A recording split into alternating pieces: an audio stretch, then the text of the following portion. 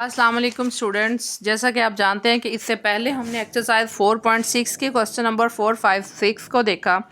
आज हम बात करते हैं क्वेश्चन नंबर 7 की। तो देखते हैं क्वेश्चन नंबर 7 में हमसे क्या पूछा है। Shape A has been enlarge to make shape B, कि शेप ए को इनलार्ज किया है तो वो शेप बी बनी है। कैलकुलेट द स्केल फैक्टर, कि हमने इसका स्केल फैक्टर फाइंड करना है। ठीक है,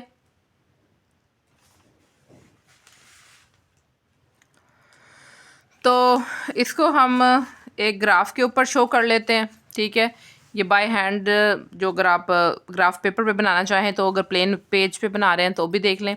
तो अगर इसको प्लेन पेज पे बना रहे हैं तो ये आपके सामने है। ठीक है, कि हमने दो शेप्स बना लिए हैं, एक ए है और एक बी है। ठीक है, तो सबसे पहले ये देखें, आपने क्या चीज़ देखनी है। Distance of image from centre, आपका ये फार्मूला है distance of scale factor find करने का। Distance of image from centre divided by distance of object from centre. यहाँ ऑब्जेक्ट आना था, ऑब्जेक्ट फ्रॉम सेंटर। ठीक हो गया। तो ये देखें, अब हम यहाँ पे आप देखें इमेज जो है, पहले ऑब्जेक्ट का डिस्टेंस देख लेते हैं। ऑब्जेक्ट का यहाँ से यहाँ तक 1 से लेकर 3 तक देखें कितने डिस्टेंस है। 1 से 2 तक 1 और 2 से 3 तक 2, ये 2 डिस्टेंसेस हैं।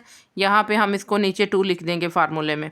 इसी तरह 1 से लेकर 5 तक कितने डिस्टेंस हैं। 1 2 3 4, तो ऊपर आ गया 4। 4 को जब हम 2 पे डिवाइड करेंगे तो आंसर आपके पास आ जाएगा 2। तो ये वो आपका स्केल फैक्टर है। ठीक है, तो इस क्वेश्चन में आपसे जस्ट यही पूछा था। अब चलते हैं नेक्स्ट हम क्वेश्चन नंबर 8 की तरफ जी। तो क्वेश्चन नंबर 8 में हमसे पूछा है, draw the shape on graph paper then enlarge the square A B C D by scale factor -1/3 about origin. कि अब आपके सामने ये गिवन है। ठीक है,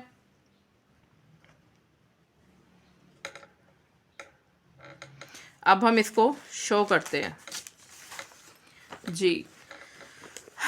तो जी हमने एक शेप बना ली है, हमने ग्राफ बनाया है।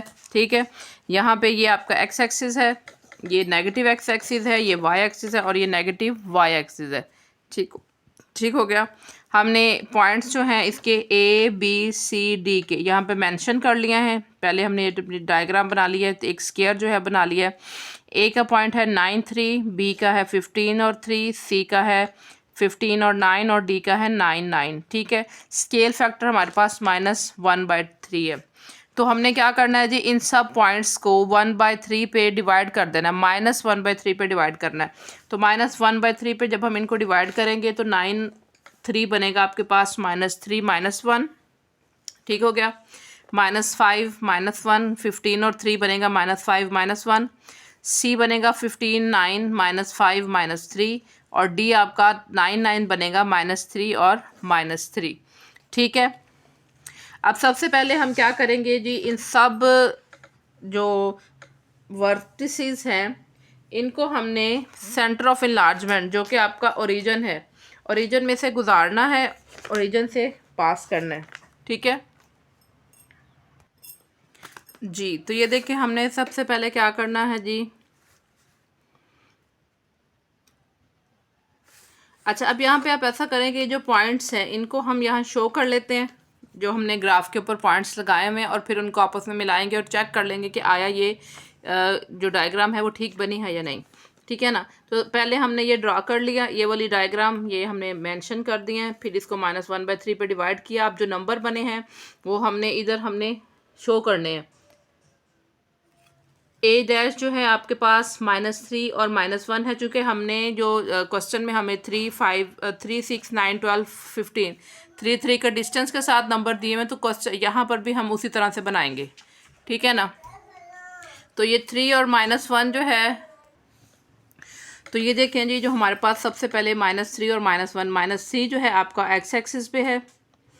ठीक है, ये रहा आपका -3 का पॉइंट, और y का -1 है, तो यहाँ पे कहीं जाके -1 है, तो ये पहला पॉइंट आपका ए डैश जो है -3 -1 ये होगा।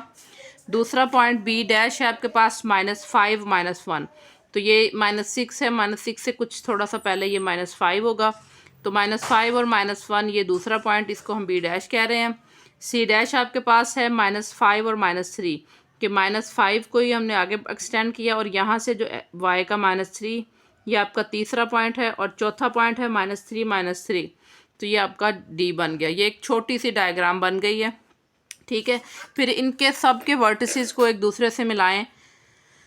तो जब हमने इन सब वर्टिसेस को, जैसे D को ये D डैश से मिलाया, ठीक है, C को C डैश से मिलाया हमने, ठीक है, इसी तरह B को B डैश से मिलाया और A को A डैश से मिलाया, तो ये सारे हमारे सेंटर में से गुजर गए हैं। तो इसका मतलब है कि ये ठीक बनी है डायग्राम, ठीक है। तो इस तरह से ये क्वेश्चन हमारा कंप्लीट हुआ। अब चलते हैं हम अपने लास्ट क्वेश्चन की तरफ।